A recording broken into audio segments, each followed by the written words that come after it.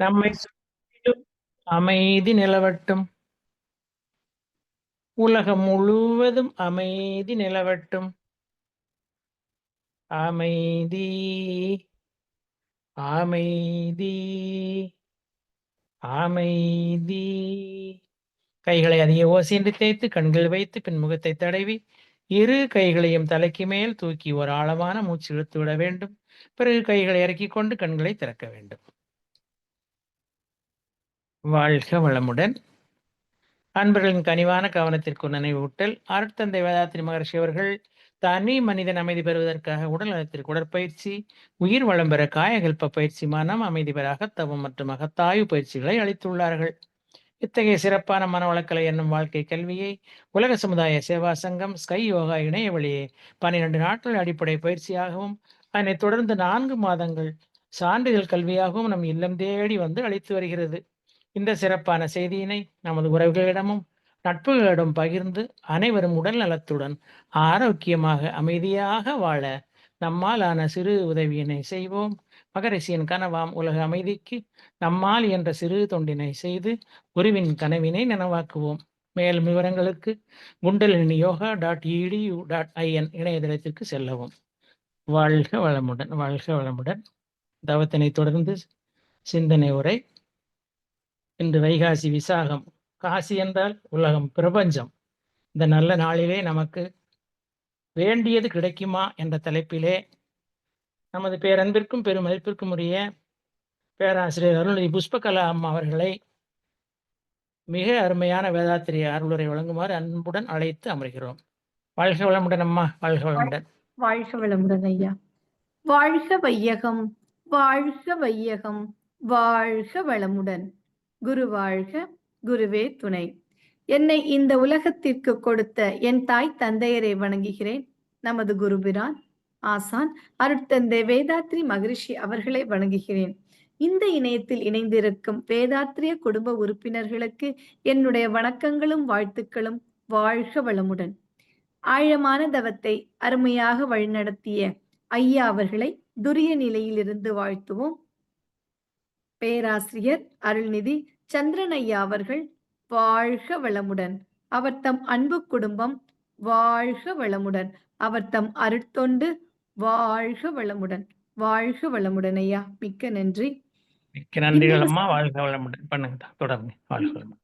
இன்றைய சிந்தனைக்கான தலைப்பு வேண்டியது கிடைக்குமா? நாம் எல்லோருக்கும் வேண்டியது கிடைத்ததா? எப்படி இருந்துச்சு நம் வாழ்க்கை? அம்மா அப்பா இருந்தாங்க, அவங்களுக்கு குழந்தையா பிறந்தோம். அவங்க நமக்காக என்ன வேண்டி இருப்பாங்க?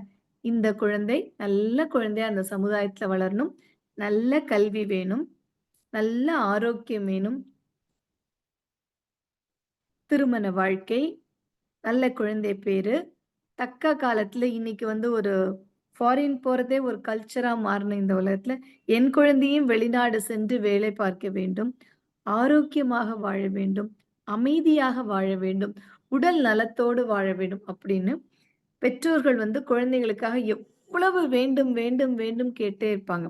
இந்த வேண்டும் அப்படின்ற அந்த ஒற்றை வார்த்தை காலத்துக்கு காலம் காலத்துக்கு காலம் மாறுபட்டுட்டே இருக்கிறத தவிர வேண்டும் அப்படின்றதுக்கு ஒரு முற்றுப்புள்ளி அப்படின்றது வருமானு தெரியல. வயோதிகத்தை நெருங்குறோம். அப்ப என்ன சொல்லும்? உடல்ல வியாதி இல்லாத ஒரு வாழ்க்கை வேணும், வலி இல்லாத ஒரு மரணம் வேண்டும். சோ வேண்டும் வேண்டும் வேண்டும் தான் நாம் இறைவன்கிட்ட கேட்டுட்டே இருக்கிறோம். அது சாமானிய மனிதர்களுக்கு வாழ்க்கையில் நமக்கு வாழ்வியல் தேவைக்காக கேட்பது தவறொன்றுமில்லை. அது தவறு கிடையாது. ஆனால் எவ்வளவு நாள் கேட்கிறோம்? கேட்டது எல்லாம் நமக்கு கிடைத்ததா? வேண்டியது எல்லாம் கிடைத்ததா நமக்கு? பல நேரங்களில் கிடைத்தது, சில நேரங்கள்ல கிடைக்கல. ஏன் கிடைக்கல?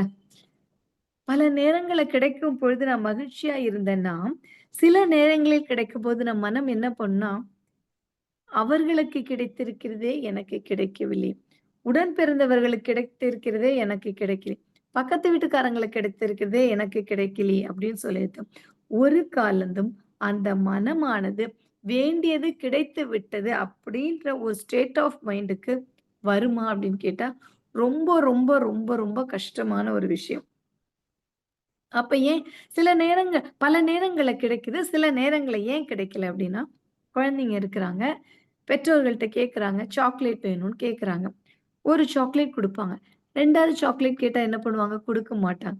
ஏன்னா, பெற்றோர்களுக்கு என்ன தெரியும்? 2வது முறையாக இந்த சாக்லேட் அந்த குழந்தைங்களோட உடம்புக்கு நல்லதில்ல. அதுபோல தான் இந்த பிரபஞ்சத்தின் குழந்தைகளாகிய நமக்கு எது தேவை, எது தேவையில்லை என்று பிரித்து பார்க்க தெரியும். நான் பிரார்த்தனைகள் மூலமாக நமக்கு கிடைக்கணும், கிடைக்கணும் முயற்சி செஞ்சு கொண்டே இருக்கிறோம். சில நேரங்களில் அது கிடைக்காம போகிறது. இந்த கிடைக்காம போகும்போது நம் மனநிலை எப்படி இருக்கும் அப்படின்னா, ஒரு எதிர்பார்ப்பு இருக்கு. அது நடக்கல. அந்த நடக்கல அப்படின்றத புரிஞ்சுட்டோம்னா செட்டில் ஆயிடுவோம். புரியலைன்னா கஷ்டம். இந்த புரிதல் நமக்கு வந்துடுச்சுன்னா, அதனோட அடுத்த ஸ்டேட் ஆஃப் நம்ம விழிப்புணர்வு. ஏன் கிடைக்கல? அப்படின்ற அந்த ஒரு தாட்ட நோக்கி நம்ம பயணிக்க தொடங்கிருவோம். இது எப்படி புரிய வைக்கலாம்? ஒரு பெரிய ஊர் இருக்குது. அந்த ஊருக்கு பக்கத்துல கிராமம் இருக்கு. குழந்தைகள் எல்லாம் இந்த கிராமத்திலிருந்து அந்த பெரிய ஊருக்கு வந்து தான் டெய்லி கல்வி கற்றுட்டு இருந்தாங்க. பட் முடியல. மழை காலங்கள்ல அந்த குழந்தைங்களால வெள்ளப்பெருக்குனால போக முடியல. அங்க ஊர்ல இருக்கிற அந்த கிராமத்துல இருக்கிற பெரியவங்கலாம் சேர்ந்து என்ன பண்ணாங்கன்னா, நம்ம இங்கே உள்ளூர்லயே ஒரு கல்வி சாலை அமைச்சுட்டோம்னா, குழந்தைங்க வந்து படிச்சுட்டு போவாங்க. இது மூலமா என்னன்னா, ஒரு 10த் ஸ்டாண்டர்ட்ல முடிக்கிற குழந்தைங்கள ஒரு 12த் வரைக்கும் படிப்பதற்கான ஒரு மொ ஒரு வாய்ப்பு அந்த குழந்தைங்களுக்கு அத உருவாக்கி குடுக்கலாம் அப்படின்னு சொன்னாங்க. ஊர்ல இருக்கிற 3 பெரியவர்கள் வந்து வாலண்டியர் பண்ணாங்க. நான் ஹெல்ப் பண்றேன் அப்படின்னு சொல்லிட்டு. அந்த 1ஆம் நபர் என்ன பண்ணாருன்னா, நான் வந்து ஸ்பான்சர் பண்றேன். நான் ஏன் ஸ்பான்சர் பண்றேன் அப்படின்னா, அதுல ஒரே ஒரு கண்டிஷன் இருக்கு. அந்த ஸ்கூல்ல கொட்ட எழுத்துல என்னோட பேர் இருக்கணும் அப்படின்னு சொன்னாங்க. ஓகே. அங்க இருக்கிற மக்கள் அக்செப்ட் பண்ணிட்டாங்க. ஏன்னா நெறைய குடுக்குறாரு. அப்ப அவருக்கு குடுக்க வேண்டியது தானே. சரின்னு சொல்லிட்டு. 2வது நபர் என்ன சொன்னாரு, நானும் இதே அளவு குடுக்குறேன். ஆனா ஒரு விஷயம். இந்த இது என்னோட பேரும் கொட்டை எழுத்துல எழுதலாம். இல்ல சின்னதா கூட எழுதலாம். ஆனா சைட்ல என்னவா இருக்கணும்னா, நான் அதுக்கு அடுத்து அவர் ஒரு தொழில் பண்ணுவார்ல, அந்த தொழிலுக்கான அந்த அட்ரஸ் இருக்கணும். மார்க்கெட்டிங் இருக்கணும் அப்படின்னு ஆசைப்பட்டேன். ஒத்துக்கிட்டாங்க மக்கள். 3வதாக ஒரு நபர் இருந்தாரு. அதான் 2வது நபர் என்ன சொன்னார், "இன்னது செய்தால் இன்னது விளையும்" அப்படின்னு நெனச்சேன். இங்க நான் வந்து சப்போர்ட் பண்ணேன்னா, இது மூலமா எனக்கு மார்க்கெட்டிங், அந்த மார்க்கெட்டிங் மூலமா என்னோட தொழில வந்து விருத்தி பண்ணலாம்னு நெனச்சேன். 3வது நபர் சொன்னாரு, "நான் குடுத்துர்றேன். எனக்கு அந்த பேரும் பண்ண வேண்டாம். என்னோட தொழிலையும் அங்க போட வேண்டாம்." ஏன் அப்படின்னு சொன்னா. இந்த 3 பேருக்குமான பலன்களும் வேறுபட்டுச்சு. ஒரு 1 வருடம் குழந்தைங்கலாம் போனாங்க. நல்ல கல்வி கற்றாங்க. இந்த 1ஆம் நபர் செய்யும் பொழுது என்னாச்சு, அவருக்கு பேர், புகழ் அது எல்லாமே கிடைச்சது. ஆனா, அடுத்த நிலையில அவரால் வந்து வாழ்க்கையில முன்னேற முடியல. அப்போ அவர் என்ன சொன்னாரு, "நம்ம இவ்ளோ பண்ணோம். ஆனா, நமக்கு ஒரு அடுத்த டெவலப்மெண்ட்டே இல்லையே! நம்ம ஏன் பண்ணோம்? புண்ணிய காரியங்கள் செஞ்சா நமக்கு நல்லா இருக்கும்னு எல்லாரும் சொன்னாங்க. அதனால தானே பண்ணோம்னு" நெனைக்கிறேன். 2ஆம் நபர், நம்ம மார்க்கெட்டிங்லாம் பண்ணோம். நம்ம அங்க குடுத்ததே மார்க்கெட்டிங்க டெவலப் பண்றாங்க. அதுவும் டெவலப் ஆகலையே! ஆனால் அந்த 3வது நபர் எந்தவித எதிர்பார்ப்பும் இல்லாமல் அந்த சமுதாய நோக்கோடு அந்த குடுத்த அந்த நபர் என்ன பண்ணார்னா, அவரோட புகழ் உச்சத்துக்கு போயி, அவரு வேறு இடங்களுக்கு சென்று, அவர் தொழில் ரீதியா வேறு விதமான அந்த ஹைட்ட அவர் ரீச் பண்ணாரு. இது ஏன் அப்படின்ற கேள்வி எல்லாத்துக்குள்ள வரும்ல. நமக்கே அது தோணும்ல. ஏன் எல்லாத்துக்குள்ளயும் வந்துச்சு அப்படின்னா, இந்த 3 நபர் யாரு அப்படின்னு பார்த்தோம்னா, அந்த 3 நபரும் யாருமே இல்ல நாம் தான். நம்முடைய 3 பரிணாமங்கள் தான் அந்த 3. முதலாவதாக சாமானிய மனிதர்களாக இருக்கும் பொழுது என்ன தோணுச்சு? எனக்கு வாழ்வியல் தேவை. இதெல்லாம் எனக்கு வேணும். இதெல்லாம் இருந்தா மட்டும் தான் சந்தோஷப்பட முடியும். இது எனக்கு இறைவன் குடுத்தா மட்டும் தான் என்னோட சந்தோஷம். இல்லானால் என்னோட சந்தோஷத்துக்கு விலை எதுவென்று எனக்கு தெரியும். 2வதாக ஏதோ ஒரு விஷயம் செய்றோம். ஒரு இது மூலமா எனக்கு என்ன பலன் கிடைக்கும்? புகழ் கிடைச்சாச்சு. அடுத்து என்ன பலன் கிடைக்குது அப்படின்னு. ஆனா அந்த 3வதாக செய்தார்ல, எண்ணத்துக்கும், எதிர்பார்ப்புக்கும் நடையில் ஒரு புரிதல் இருந்துச்சுல. நான் செய்ய போறேன். இதுக்கு யாரும் எனக்கு எதுவும் செய்ய வேணாம். எனக்கு செய்யணும் ஒரு விஷயம் தோணுது. அத நான் செய்றேன். அப்படின்ற நபரோட உச்சமாக இருப்பது தான் நாம் இன்று. அந்த 3வது நபராக மாறுவதற்கு நமக்கு துணையாக இருந்தது தான் நம் அருள் தந்தை வேதாத்ரி மகரிஷி. வேதாத்திரியத்துக்குள்ள நாம் நுழையும் பொழுது எப்படி இருந்துச்சு? இங்க உள்ள எல்லாரும் ஒரே மனநிலையில நம்ம வந்து ஆரம்ப காலங்கள்ல மன்றம் போயிருப்போமா? அப்படின்னா இருக்காது. உடல் ரீதியா சிலருக்கு தேவை இருந்தும். எக்சர்சைஸ் வேணும். மன ரீதியா சில குழப்பங்கள் இருக்கும். அப்புறம் வந்து அமைதி இல்லாம இருக்கும் வாழ்க்கையில. சில கேள்விகளுக்கு பதில் இல்லாம இருக்கும். இந்த மாதிரி வேறு வேறுபட்ட ஒரு தேவைகளோடு தான். எனக்கு இது வேண்டும் அப்படின்ற ஒரு மனநிலையில தான் இந்த வேண்டும் அப்படின்ற விஷயம் இங்கு கிடைக்கும் அப்படின்னு தான் போனாங்க. முன்னாடி எப்படி போயிட்டு இருந்தோம் நம்ம, மன்றத்துக்குலாம் வர்றதுக்கு முன்னாடி என்ன பண்ணுவோம், அவர்கள் வழிபாட்டு தலங்களுக்கு போனோம். அங்க போயி நம்மளுடைய தேவைகள சங்கல்பமா குடுத்தோம். அந்த வழிபாட்டு முறையில என்ன சங்கல்பம் குடுத்தாங்களோ, அந்த விதத்துல குடுக்கும் பொழுது நமக்கு ஒரு அமைதி கிடைத்தது, ஆனந்தம் கிடைத்தது. ஆனால் மன்றங்களுக்கு நம்ம போனோம். அங்க ஏதாவது கூப்ட்டு நம்ம பேர்ல ஏதாவது செய்றாங்களா? எல்லாரையும் ஒரே இடத்துல, ஒரே மாதிரி, ஒரே விதமான கவனிப்பு தான் குடுக்குறாங்க. அப்போ போனோம். நம்ம தேவைகளுக்கு எல்லாம் ஒரே நாள்ல ஆன்ஸர் கிடைச்சுதா அப்படின்னா, நம்ம தேவைகள் என்ன வேணா இருக்கலாம். ஆனா மன்றத்துல நமக்கு முதலாவதாக சொல்லிக் குடுத்தது என்னன்னா, உடல் ரீதியாக ஏன் இன்றைய காலகட்டத்துல கடந்த ஒரு 50 வருஷமா பார்த்தான்னா, யோகா கத்துக்கலாம் அப்படின்னாலே, அது உடலுக்கு நல்லதுன்னு தான் ஃபர்ஸ்ட் கொஸ்டின் வந்துச்சு. அப்போ முதலாவதாக மகான் நமக்கு என்ன பண்ணாங்க? உடல் ரீதியாக ஊன் உடம்பு ஆலயம். இந்த உடம்பை வைத்துதான், இந்த வாகனத்தை வைத்துதான் இந்த வாழ்வைய நான் முழுமையாக வாழ முடியும். அப்படின்றனால மகான் நமக்கு கேட்டது குடுத்தது முதலாவதாக உடற்பயிற்சிய குடுத்தாங்க. அந்த உடற்பயிற்சி செய்துட்டே இருக்கிறோம். சிலர் பேஷண்ட்ஸ் கூட வந்திருக்கிறாங்க. எனக்கு வந்து டயபெட்டிக் இருக்கு. அதனால எனக்கு வந்து கொலஸ்ட்ரால் இருக்கு வந்திருக்கிறேன். பிபி இருக்கு வந்திருக்கிறேன். தைராய்டு இஷ்யூஸ் இருக்கு வந்திருக்கிறேன் அப்படின்னு சொன்னாங்க. எல்லாருக்கும் ஒரே விதமான உடற்பயிற்சி கொடுக்கப்படுகிறது. பல பேருக்கு அந்த ஸ்டேஜஸ் மாரி மெடிசின் ஸ்டாப் பண்ற அளவு கூட போல பல அன்பர்கள் நம்ம பார்த்திருக்கோம். உங்க அனுபவங்களையும் இது தெரிஞ்சிருக்கும். அதே நேரத்துல சில அன்பர்களுக்கு அது ஏன் பண்ண முடியல அப்படின்னா, அங்கேயும் நமக்கு விளக்கம் கிடைக்கிறது. விளக்கம் உடற்பயிற்சியில நம்ம கிடைக்குதான்னு பார்த்தோம்னா, நம்ம பயிற்சிகள செய்ய ஒரு 6 மந்த்ஸ் கழிச்சு ரிப்போர்ட் எடுத்து பார்த்தோம்னா, அதுல டெஃபினட்டா ஒரு சேஞ்ச் இருக்கு. கம்ப்ளீட்டா என்னால மெடிசின் ஸ்டாப் பண்ண முடியல அப்படின்ற பட்சத்துல, மெடிசின்ஸ்ல குறையிற அளவுலயாவது கிடைக்குது. இது வேண்டி தானே நம்ம மன்றத்துக்கு போனோம். அது நமக்கு கிடைத்ததா? அடுத்ததாக மனம் சார்ந்த பிரச்சனைகள். குடும்பத்துல நிம்மதி இல்ல. குழந்தைகளால, பெற்றோர்களால, சூழல்னால, இயற்கை சீற்றங்களால எனக்கு நிம்மதி இல்ல. சமுதாயத்தினால, வேலை பளுனால எனக்கு இல்லை.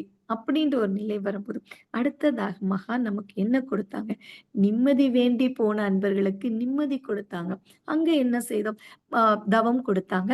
தவம் கொடுக்கும் பொழுது என்னது? அங்க இருக்கிற ஒருத்தரும் வேதாத்திரியரா தான் நம்ம பார்த்தோம். அவங்க வந்து தன்னுடைய தவ ஆற்றலை குரு நிலையிலிருந்து தன்னுடைய தவ ஆற்றலை கொடுத்து நமக்கு அந்த தீட்சை கொடுக்கும் பொழுது, இதுவரைக்கும் ஒரு ஒரு ஃபீலே பண்ண முடியாத அப்படி ஒரு பிளிஸ்ஃபுல் ஸ்டேட் அப்படின்னு சொல்லுவாங்க. அந்த ஒரு விவரிக்க முடியாத ஒரு பேரானந்த நிலைய நம்ம அடைஞ்சோம்ல. அந்த பேரானந்த நிலை யாருக்கு ரொம்ப அதிகமா கிடைச்சதுன்னா, மனதில் நிம்மதி இல்லேன்னு வேண்டுனாங்கல்ல, அவங்களுக்கு அந்த பேரானந்த நிலை கிடைச்சுட்டே இருந்துச்சு. தவம் செய்தோம். உடற்பயிற்சி ரெகுலரா செஞ்சுட்டே இருந்தோம். இது எல்லாமே தெரிஞ்சது. இது எல்லாமே இயக்கிக் கொண்டிருக்கு. என் உடம்பு வந்து இயங்கிக் கொண்டிருக்கிறது. அந்த உடம்பு மட்டும் இயங்கிக் கொண்டு நான் உடற்பயிற்சி செய்றதுனால இயங்குகிறது. ஆனாலும் சில நேரங்களில் மாற்றம் வரும்போது, அதற்கும் அந்த தவத்துல நமக்கு என்ன தெளிவு கிடைக்குது? கர்ம நோய்கள் என்று அழைக்கப்படும். பரம்பரையாக வந்த நோயை வந்து முழுவதுமாக என்னால குணப்படுத்த முடியுமானா, சில நேரங்கள் அது கொஞ்சம் கஷ்டமா இருந்தா கூட, அத அப்படியே ஏற்றுக்கொள்ளும் அந்த பேரறிவு எப்ப கிடைத்தது? இந்த சிற்றறிவு அந்த பேரறிவோட இணையும் பொழுதும், அந்த பேரறிவிலிருந்து நமக்கு கிடைத்த ஆற்றலின் மூலமாக அந்த புரிதல் நமக்குள்ளாக வந்துச்சு.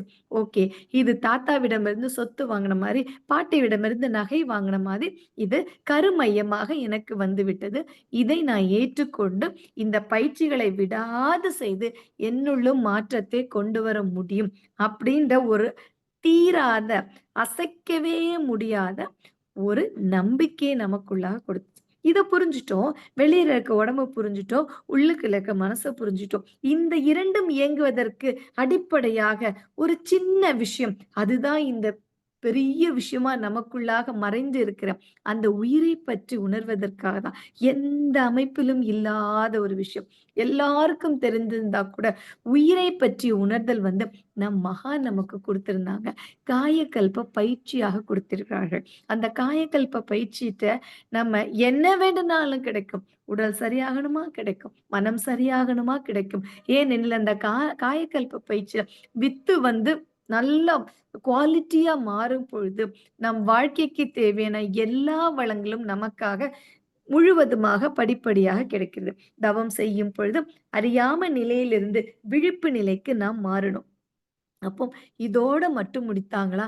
மகான் வந்து தவத்தோட முடிவுல நமக்கு என்ன சொல்லிக் குடுத்தாங்க? சங்கல்பம் அப்படின்னு ஒரு விஷயத்த சொல்லிக் குடுத்தாங்க.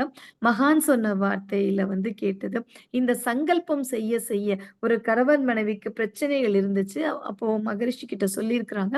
அப்போ மகரிஷி சொல்லியிருக்காங்க, "உங்க ஃபோட்டோ மட்டும் குடுங்கன்னு" சொல்லிட்டு, தினம் வாழ்த்த, வாழ்த்த, வாழ்த்த, வாழ்த்த, வாழ்த்த, வாழ்த்த ரொம்ப சீக்கிரமே அந்த அந்த தம்பதிகள் வந்து இணைந்ததாக திருப்பியும் மகான்ட்ட வந்து சொல்லியிருக்காங்க. சோ, சங்கல்பம் அப்படின்ற ஒரு விஷயத்துல நாம் வேண்டினது மட்டும் கிடைக்கிறதா?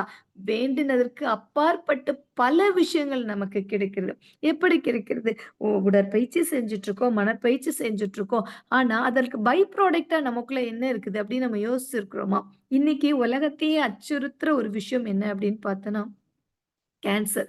அது எந்த ஸ்டேஜ்ல வருதுன்னு கண்டுபிடிக்காத ஒரு ஒரு 2ண்ட் ஸ்டேஜ், 3ர்ட் ஸ்டேஜ்ல தான் ஒரு டயக்னோஸே பண்ண முடியுது. அந்த மாதிரி இருக்கிற ஒரு பேஷண்ட் இது வந்து ஒரு ஒரு அன்பரோட ஒரு அனுபவத்த உங்களோட ஷேர் பண்றேன். அவங்க ரொம்ப ஒழுங்கா பயிற்சிகள்லாம் செஞ்சுட்டு இருந்தாங்க. ஒரு நாள் she is diagnosed with cancer. அப்போ அவங்க வந்து ஒரே ஒரு விஷயம் தான் சொன்னாங்க. "நாளைக்கு நான் வந்து ட்ரீட்மென்ட்க்கு போப்போறேன். நான் வந்து மன்றத்துக்கு வரப்போறேன். எக்சர்சைஸ் பண்ண போறேன். மெடிடேஷன் பண்ண போறேன். ஆனா, அதுக்கப்புறம் நான் பண்ண போறேன். மீதியெல்லாம் கேன்சர் ட்ரீட்மெண்ட் ஸ்டார்ட் பண்ண போறேன். மீதி வந்து மகான் பார்த்துக்குவாங்க" அப்படி சொன்னாங்க. அதற்கப்புறம் அத பத்தி படிக்கும்போது ஒரு interesting information research and development டிபார்ட்மென்ட்ல ஆழியார்ல தவம் பண்றனால என்ன ஆகுதுன்னா, நம்ம ஷூ லேஸ் பார்த்திருப்போம். அந்த ஷூ லேஸ்ல எண்ட்ல வந்து ஒரு சின்ன ஸ்டீல்ல ஒரு இது குடுத்திருப்பாங்க. அதுபோல நம்ம ஒவ்வொருவரோட பாடியிலோட குரோமோசோம்ஸ்ல எண்ட்ல சின்ன ஒரு வால் மாதிரி இருக்கும். நாம் தவம் செய்ய என்ன ஆகுது அப்படின்னு பார்த்தா, அது டெலிமியர்ஸ்ன்னு சொல்லுவாங்க. அது கொஞ்சம் எக்ஸ்டெண்ட் ஆகுது. அது எப்பலாம் எக்ஸ்டெண்ட் ஆகி இருக்கும் பொழுது, நம்முடைய வாழ்நாள் வந்து நீடிக்கப்படுகிறது. இது பொதுவான கருத்து. இது நம்ம எல்லாருக்கும் தெரிஞ்ச ஒரு விஷயம். அதனோட இன்னொரு முக்கியமான விஷயம் என்னன்னா, அந்த டெலிமியர்ஸ் அந்த அது என்ன பண்ணுதுன்னு பார்த்தோன்னா, கேன்சர் வந்த பேஷண்ட்ட கூட இத சரி பண்ண முடியும். அதற்கு எக்ஸாம்பிளா அவங்க இருந்தாங்க. சரியாயிட்டாங்க. Completely recovered. அவங்க வந்து திருப்பி சர்வீஸ்க்கு வந்துட்டாங்க. இது நமக்கு தெரியுமா? இது நம்ம வேண்டுனோமா? ஆனா வேண்டாமல் அது நமக்கு கிடைத்தது. சங்கல்பம் பணும். என்னலாம் சங்கல்பனம்? வாழ்வியல் உடல் நலம், நீளாயுள், நிறை செல்வம், உயர் புகழ், மெய்ஞானம் ஓங்கி நம்ம வந்து எல்லா சங்கல்பமும் கேட்டோம். அது மட்டும் தான் நமக்கு கிடைச்சதா? நம்ம யோசிச்சு பார்த்திருப்போமா? அ ஒ எங்கெங்கேயோ இருந்தோம். மன்றத்தின் மூலமா ஒன்று சேர்ந்தோம். இன்னைக்கு எந்த நாட்ல உள்ள அன்பர்களோ நம்மளுடைய இந்த பேச்ச கேட்குறாங்க. சாட் பாக்ஸ்ல வந்து நம்ம ஆத்மார்த்தமா நம்மள புகழ்ந்து, எந்த நிஷ்காமியமாக, எந்த எதிர்பார்ப்பும் இல்லாம அவங்க நமக்கு விஷ் பண்ணும்போது, நம்ம கேட்டதா இது? நம்ம வாழ்க்கையில ஆசைப்பட்டதா இது? கேட்டதையும் தாண்டி நமக்கு கிடைத்தது. இது எப்படி சாத்தியமானது? மகான்களோட பயிற்சிகளை நாம் செய்யும் பொழுது, இது சாத்தியமாகிவிட்டது. கேட்கது மட்டும் கிடைக்காமல், கேட்பதற்கு அப்பாற்பட்ட பல விஷயங்களும் நமக்கு கிடைத்தது. இதெல்லாம் புரிஞ்சுட்டு வந்தப்புறம், ஒரு நாள் நமக்குள்ளாகவே தோன்றிய விஷயம். முதல்ல ஸ்டூடெண்ட்டா நம்ம போயிட்டுருந்தோம். அதுக்கப்புறம் என்னாச்சு? இது எனக்குள்ளாக இவ்ளோ மாற்றத்த கிடைத்தது. நான் கேட்காமலே எனக்கு பல விஷயம் கிடைத்தது. எப்படி குடும்பத்துக்குள்ள ஒரு சின்ன மனஸ்தாபம் இருக்கும்.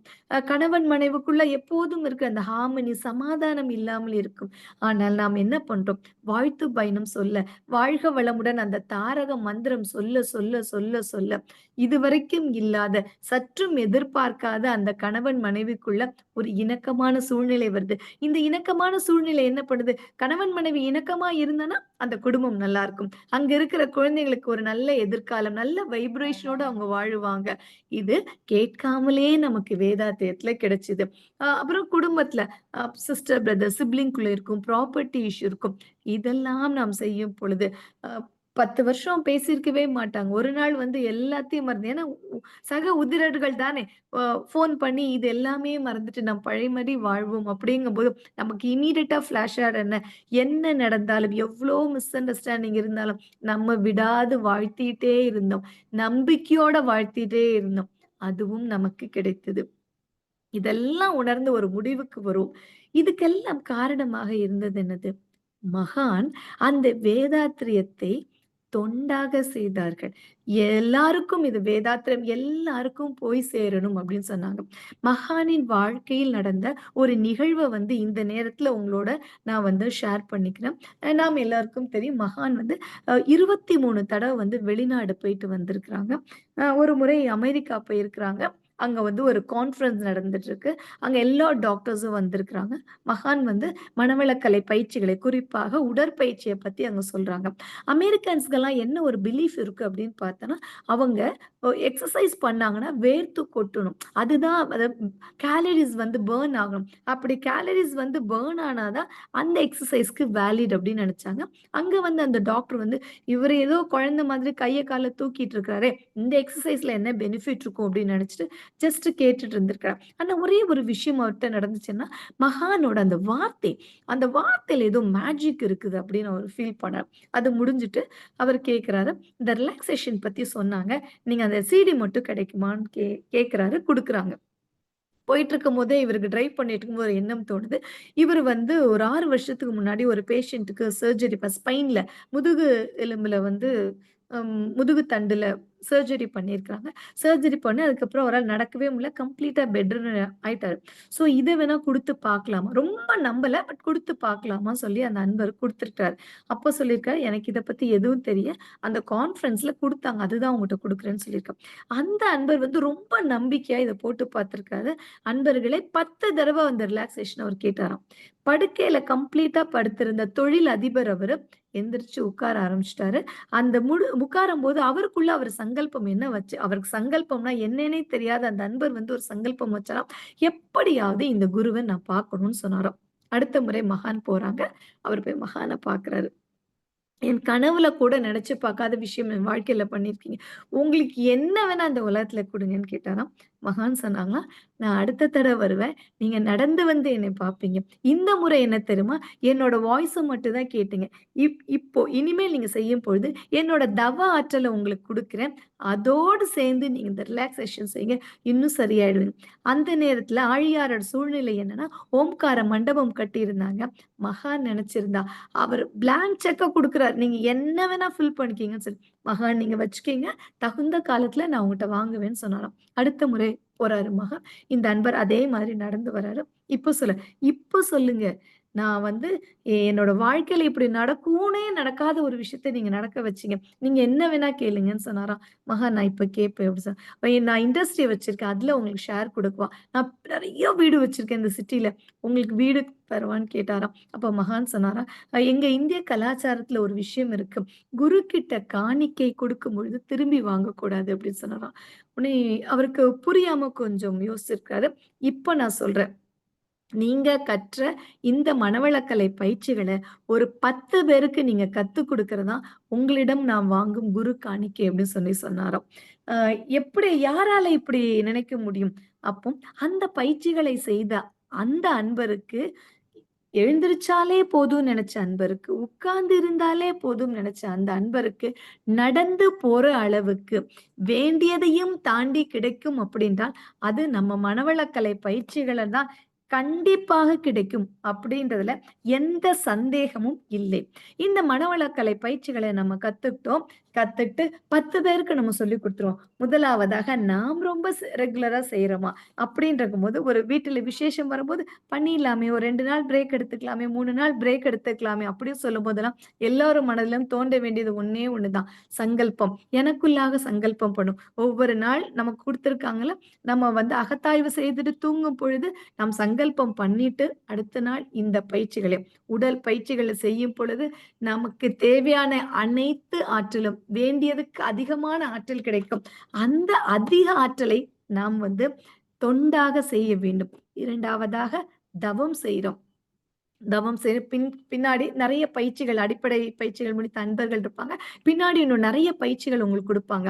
அந்த பயிற்சிகளை நீங்க செய்யும் பொழுது, உங்களுக்குள்ளான அதிகமான ஆற்றல், மன ஆற்றல் வந்து ரொம்ப ரொம்ப ஸ்ட்ராங்கா உங்களுக்கு கிடைக்கும்.